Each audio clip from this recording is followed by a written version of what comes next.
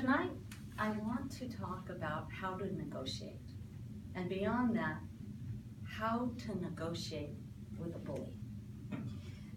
In the Merriam-Webster's dictionary, one of the definitions for bully includes something that says, a browbeating person who is cruel to others. The definition for negotiation includes this definition: to arrange for or bring about through conference, discussion, and compromise. The key word here being compromise. Almost all negotiations, you need to compromise. Now, negotiations are often sticky because two people oftentimes want different things. And when you're negotiating with an aggressive negotiator, it can even be worse. So to start off, I'm going to list quickly some of the things just to work through in your communication skills for better negotiation techniques. And this is listed in the Toastmasters Interpersonal Communication Manual that I'm working in. One of the first ways is to break the ice. When you're meeting with someone, you break the ice, you talk about the weather, and hopefully that creates an atmosphere where you're both more comfortable with each other. The other one is to use I statements.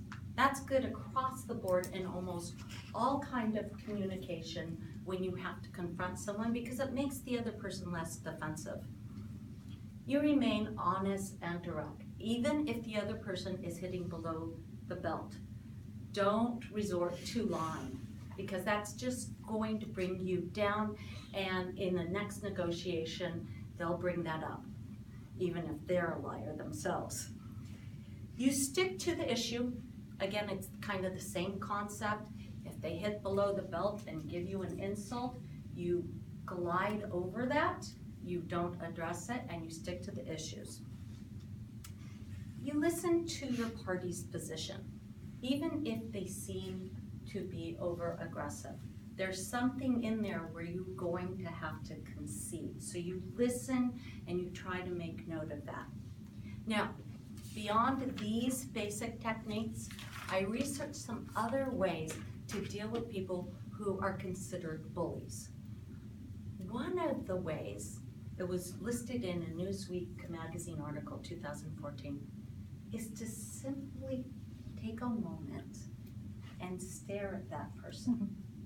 When you're in the negotiation, they may be saying something that's really off topic or unreasonable, and yes, it will make them feel uncomfortable, but you're fighting emotional fire with emotional fire here.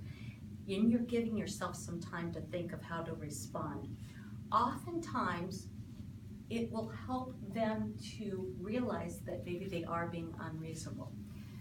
Another way, and this was through the Negotiation Training Institute's website, they said is to simply call the bully on what they're doing, because oftentimes they will back down.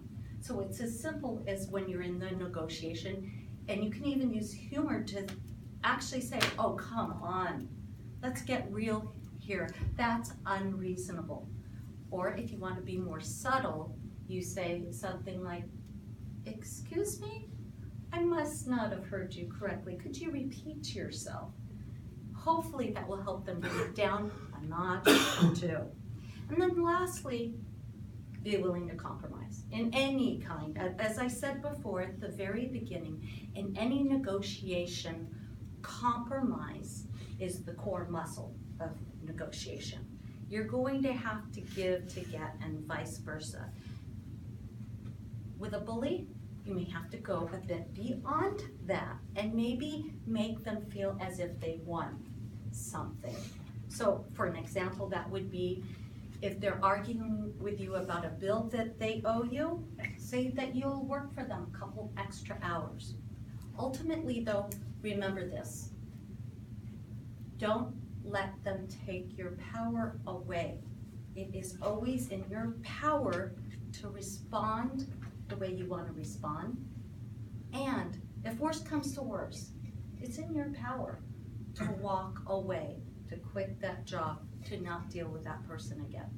Now, the speech part of this is over, and now in this manual, they want me to do some role playing. So my fellow Toastmaster Bob is going to come up here and do a quick, we'll try to do a quick role play about negotiating with an aggressive negotiator. I am requesting, Bob is owner of a lamp store, and I have done, as a freelance copywriter, I've done some copy for his website describing all the different lamps and his business's mission statement, and I have yet to get paid. So this is the not the beginning, but the middle of our conversation.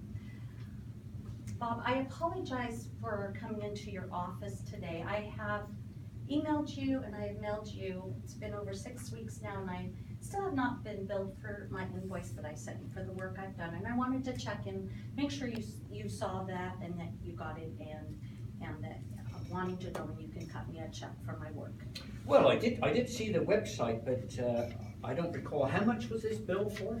Well, as we agreed on the written contract that we signed, it will be for $300. I charged $50 an hour, and that was all the work I did, and it is finished and it's up, and you agreed to that. I'm sorry. There's no way I would pay $50 an hour to anybody for anything. $25 an hour is the maximum I would normally pay for this kind of work. How did you arrive at $50 an hour? That's my going rate, and that's a lot of copywriters charge more, and I can show you our written agreement that you have signed. You're saying you have a written agreement from me? Yes. For $50? Yes. That surprises me, and I would like to see this document. Okay, well, I will supply you with that document, and after I supply you with that document, how long do you think it would take you to pay? Well, to be quite honest, I doubt whether I would ever pay that amount of money because I haven't seen the document yet. And as I recall, this particular website work you did was not that spectacular, if you don't mind me saying so. You know, I don't mind you saying so. You have a right to your opinion, and interestingly, your office manager thought that it looked wonderful, and you're getting... Well, you know, my office manager doesn't pay the bills around here. I'm the one that pays the bills. That's very true. So whatever she says is kind of not relevant. Well, let's come to a compromise here. I will supply that written contract for you. You can take a look at it. I will get back to you within 3 days after I supply that with you. And if you still have a problem with it, then we will discuss further what I could do to fix the problem that you may or may not have with my work. Well, I'll wait to see the contract. Okay, well, thank you very much for your time. I appreciate you giving me your time today. Thank you, Larry the lamp person.